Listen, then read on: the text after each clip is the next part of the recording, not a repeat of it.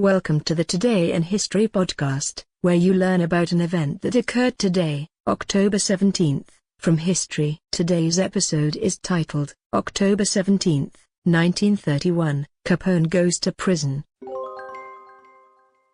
On this day in 1931, gangster Al Capone is sentenced to 11 years in prison for tax evasion and fined $80,000. Signaling the downfall of one of the most notorious criminals of the 1920s and 1930s.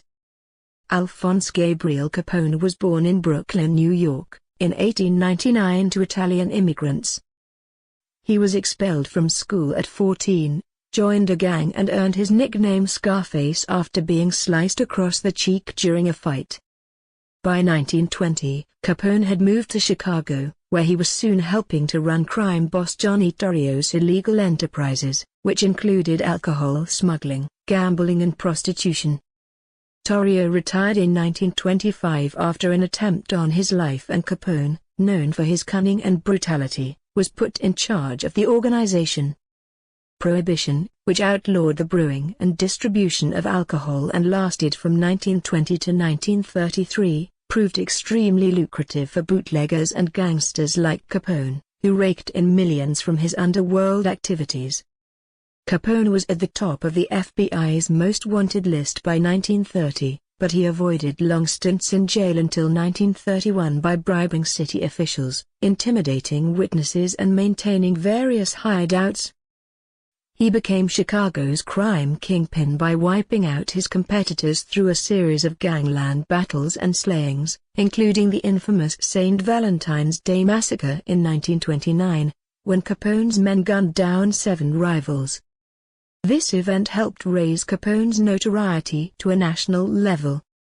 Among Capone's enemies was federal agent Elliot Ness, who led a team of officers known as the Untouchables because they couldn't be corrupted.